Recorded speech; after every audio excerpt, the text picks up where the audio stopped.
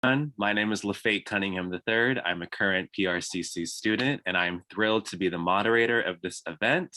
Today, we'll be discussing the newest release in the PR world, How to Communicate Effectively with Anyone, Anywhere, Your Passport to Connecting Globally.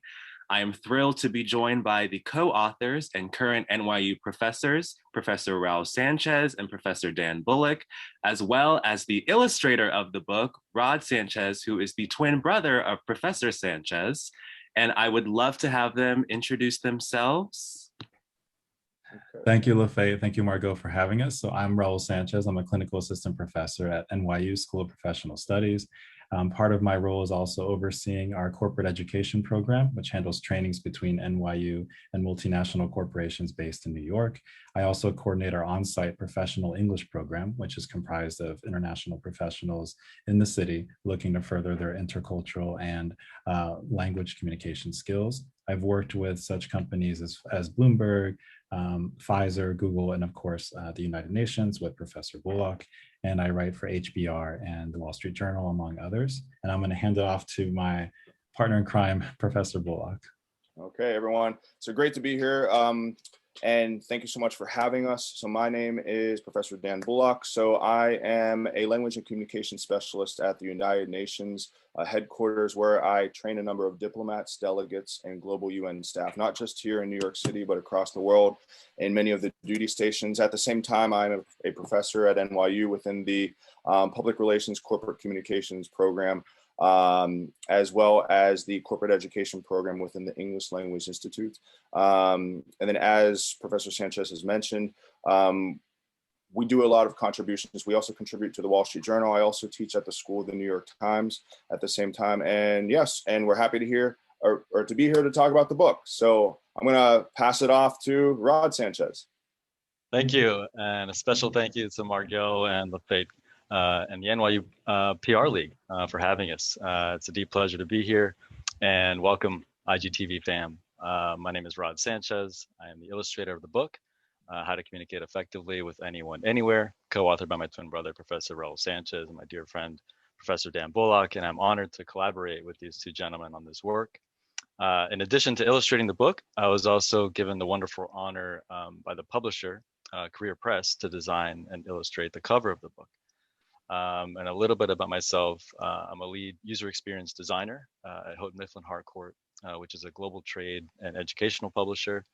And my experience extends in providing design direction and creating visual communication design solutions across multiple digital and print platforms. I have designed campaigns for such entities as Disney, Nickelodeon, Scholastic, Baruch College, CUNY, and Penguin Random House, to name a few. So we're grateful to share this book with you on this mission and to spread a meaningful message of collaboration, intercultural connections, and unity for humanity through global communication. Wonderful. Thank you all for introducing yourselves. I'd love to just jump right into this Q&A. So I've gotten the pleasure to start reading some of the book, and what I found has been super, super interesting. And you both talk a lot about, going out of your comfort zones to network in different networks. So I'd love to know some of your individual success stories within networking out of your network. That's a great question. And so if I can I'll just do a quick summary of the book for those who may not know. So our book, we start off with something called the overview effect, which is the idea that an astronaut's view of the Earth is the key to developing a global mindset. And there's a photograph called Earthrise that was seen as one of the most influential photographs ever taken. It was from the Apollo 8 mission. And it was taken from William Anders, the astronaut. He took it as the astronauts were going to the moon, and they turned around to look at the Earth. And it went as close to viral as an image could at the time. It was spread by international media across the planet. The first time we saw the fragility, the beauty, and sort of loneliness of our world, but we saw it as one interconnected sphere.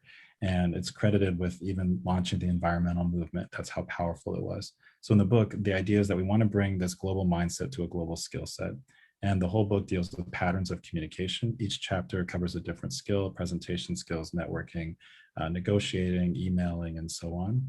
So I just want to give that quick summary. And then to your question about networking, There's two paths, and I'm going to let Dan tell a story, but I just want to sum up the approach. There's two paths we can take when we network. We can go down the paths of it's a results-driven discovery, results-driven path, which tends to be for thinking about a job or assets or some immediate return, short-term goals, or we could network for discovery, which is very different, networking to increase our perspectives, networking to test ideas and to pilot ideas and to innovate. And this is what the CEOs of companies like Airbnb, they thought, what if we try out this idea, and then and they went to networking events and said, what do you think about sleeping on someone's couch, for example.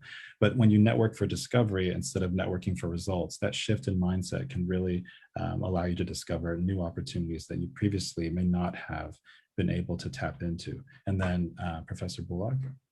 Yeah, so just to give some examples about this. So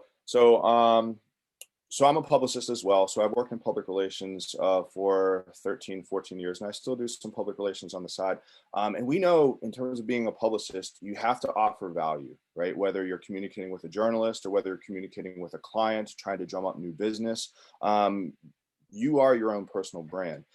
And what we like to kind of frame the information around are these 4 communication elements, right? So and this goes along with anything, whether you're trying to inform or to persuade, or if you're simply just trying to entertain someone, right? The idea is you have to know your audience, number one, right? So having to know your audience, followed by what is the purpose? So what are they perhaps hoping to get out of this, or what context are you framing it in, right? Because we talk a lot about framing in terms of public relations. And then that folds into our message, right? Because we have to make a really good message, our pitch. And then ultimately we end with, okay, well, what's the value to the other person? What's their need? What's their want, right? And this is so important in terms of networking, whether you are networking in person at some cocktail event, or whether you are networking virtually, the same principles are in play. So for example, we had reached out to Arianna Huffington, right? So she created the Huffington Post. She's now very active in terms of Thrive Global. She's doing lots of amazing things across the world. She's very involved in terms of well-being, right? And getting enough sleep, right? Because a lot of us work a lot today.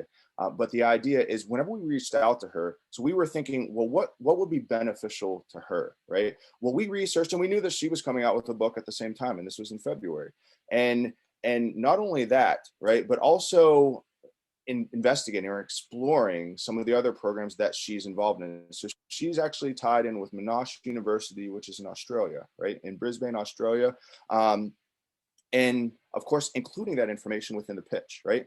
Also offering up a potential spot in terms of a book club through some of our connections, right? And then she wrote us back, and it was a very lovely email, right? Like she was very open to it. It just really comes down to time, right? Like we all don't have a lot of time, but the idea is that we established contact, right? And then you start to build rapport from there. So this is the essence in terms of networking. And like Professor Sanchez was saying, networking for discovery, right? So being interested in what the other person needs or wants is going to get you a lot more than investing in what you need or want, right? Again, it's just like in customer service, it's all about the customer. You have to show a natural interest to the other party. And then the same thing applies whether you're trying to reach out and you've never established contact before, or maybe if you've been in contact with a journalist for a year or two, right? It really comes down to keeping that value alive and adhering to this mindset of this discovery-driven approach to networking. I completely agree. I feel like there's so much, we as students can get out of, finding our networking journey and not jumping to a result right away. So that's really great advice. And speaking of students, 5-10 years down the line, they'll start making these global connections. And in the book, you both talk about global English. So I'd love to know, for those who don't know what global English is, I'd love to have you both explain it a little bit. And what advice do you have for students as they start making those international connections? That's a great question. So global English refers to an English that's been optimized for a global audience. And when we're doing this, it's a very purposeful type of English that's been adopted by the global business world, but we're not thinking about simplification, we're thinking about clarity. And to give some examples, sometimes it helps to know what global English is by thinking about what it's not. Idioms are not global English, like cut and dry off the top of my head. Idioms are those phrases that have a separate meaning from the individual parts. Instead, using a literal phrase is better. Cultural references, making sure cultural references are easily understood globally. So for example, Americans, we love references to baseball, level the playing field. This came out of left field, bring our A game. Those references, making sure any cultural references are universally understood. And then initialisms and acronyms. Initialisms are where the separate letter is pronounced for the abbreviation, like FBI. And then acronyms are where there's a word formed from the abbreviation, like NATO, making sure those are clear and spelled out. And I would say the last one that is helpful is phrasal verbs. We often have idiomatic actions. So it's a verb comprised of 2 or 3 words, like draw up or get ahead or zero in on or break it down. But when that's being translated, break it down, that's not easy to discern what that verb is. So instead of saying draw up a contract or draw up a proposal, you might say write a proposal. Or instead of break it down, you might say summarize. So these are some tips. And in the book, we have a whole appendix that's a guide for this. And then Professor Bullock. Sure, yeah. And then just to kind of talk about in terms of being a publicist, right? Because it's easy to fall into the trap of taking these shortcuts in terms of the language that we use, but we have to be mindful that we live in a globalized economy, right? Diverse populations are everywhere, right? So we want to communicate accurately. And in order to do that, it's better to communicate clearly rather than use what's called businessisms, right? Because it's easy to start using or adopting the same language that's maybe being thrown around in the office, right? Because we naturally want to fit in, right? But again, in terms of communicating clearly, it's not going to be obvious to everyone, especially whenever you're working on a global team or across these borders, right? In terms of different countries. Now we have to think about, in terms of the way that we use language, right? So the specific rhythm, right, of our voice, the pacing, right? Also the way that we perhaps maybe chunk information. All of that goes into what we strive to do in terms of global English, right? So it's very much about trying to connect with the other person, right? It's very much about trying to establish more of a connection or building rapport. So for example, think about it this way. The International Space Station, it's up there floating in the sky, right?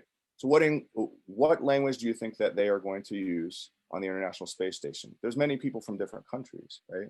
Well, the answer, right, is going to be global English, right? Because the whole idea is there has to be effective communication. Lives could be at stake. You're in a vacuum. You're in space, going really, really fast, okay?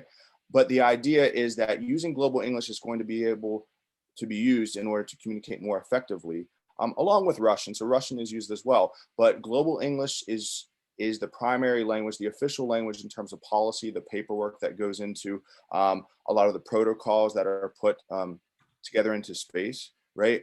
But it's just being mindful of that. That's one prime example that we should be thinking about. And if you ever need a reminder, just simply look up and look for that International Space Station. And that might be almost like a way to kind of remind yourself, okay, we have to be using more global English.